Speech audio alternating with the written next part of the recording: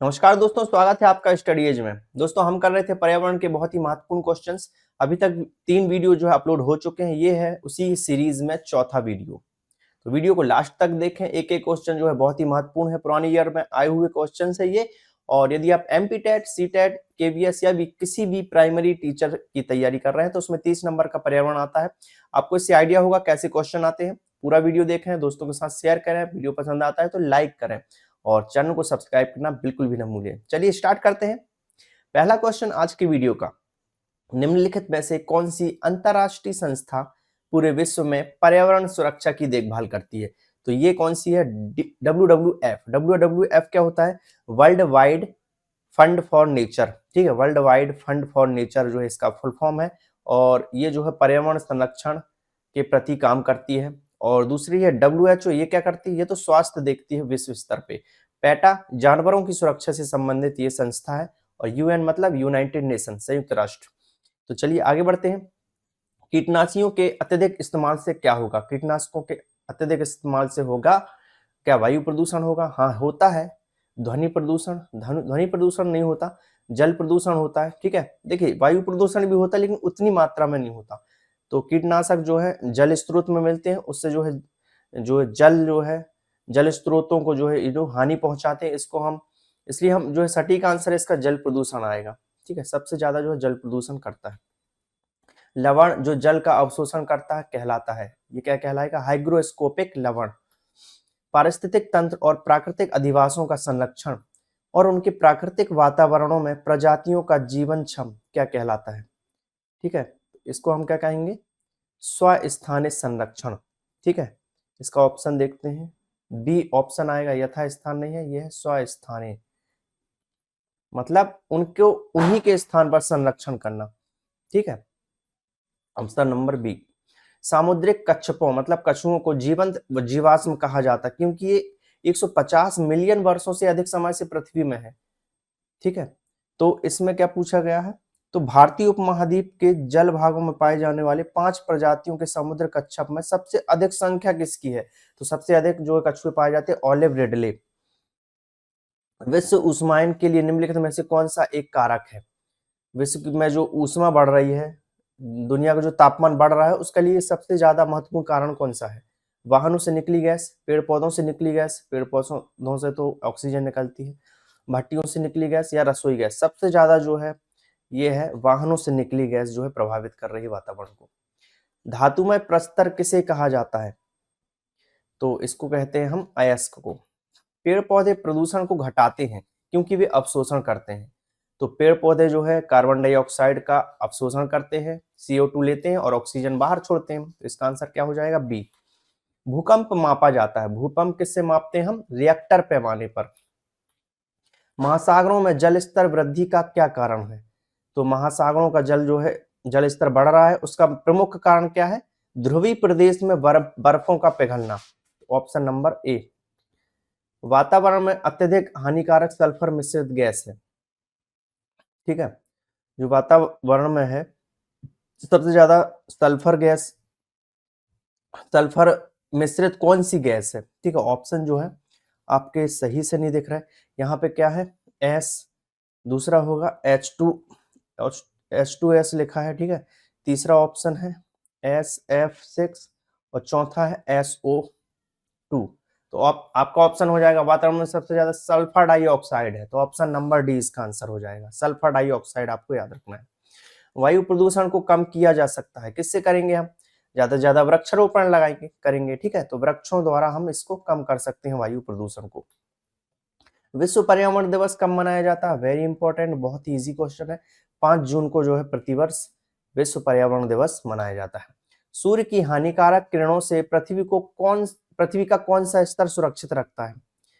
जो सूर्य से जो परावैंगनिक किरणें आती हैं पृथ्वी तक, उनसे कौन सा स्तर जो है हमारी रक्षा करता है? तो वायुमंडल के बहुत से स्तर हैं, उनमें से है ओजोन स्तर। ओजोन में क्या है? O3 गैस है। O3 मतलब ओजोन। ओजोन जो है पृथ्वी सूर्य से आने वाली परावैंगनिक किरणों से हमारी रक्षा करती है। तो आपका आंसर हो जाएगा ऑप्शन नंबर बी, ओजोन स्तर। किसी जगह के फ्लोरा और फौना सूचित करता है। फ्लोरा फौना क्या कहलाता है? ये पेड़ पौधों को हम कहते हैं। ठीक है, पेड़ पौधे एवं जंतुओं को दिखाता है। तो फौना मतलब होता है पेड़ पौधे, फ्लोरा मतलब वहां के जंतु। पारिस्थितिक तंत्र का उदाहरण है वायु, तालाब, जल, मृदा।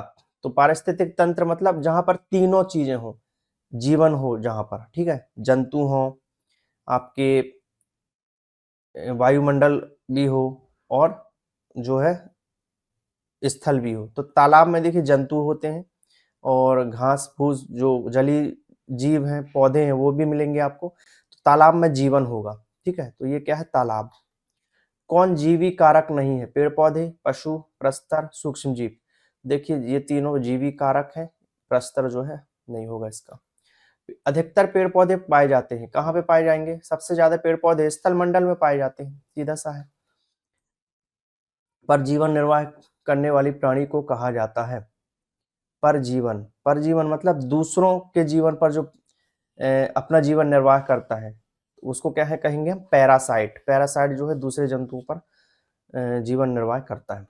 सीएनजी का संक्षिप्त रूप क्या है, कंप्रेस्ड नेचुरल गैस, ठीक है, सी फॉर कंप्रेस्ड नेचुरल गैस, इसको हम क्या बोलते हैं, सीएनजी। निम्नलिखित में से कौन विश्व उष्मायन का कारण है। विश्व उष्मायन मतलब जो दुनिया का जो तापमान बढ़ रहा है, ऊष्मक में वृद्धि, उसको हम बोलेंगे विश्व उष्मायन।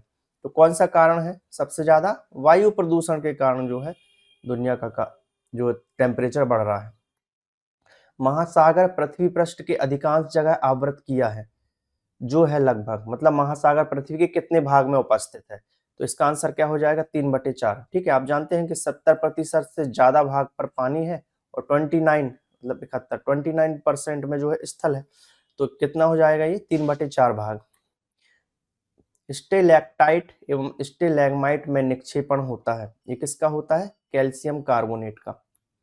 निम्नलिखित में से कौन वायु प्रदूषण का एक उदाहरण है। वायु प्रदूषण का उदाहरण देखते हैं, धुएं एवं कुआसा, वाहनों से निकलने वाली गैस, जलती लकड़ी या चारकोल से निकली गैस, ये तीनों जो है वायु प्रदूषण का कारण है।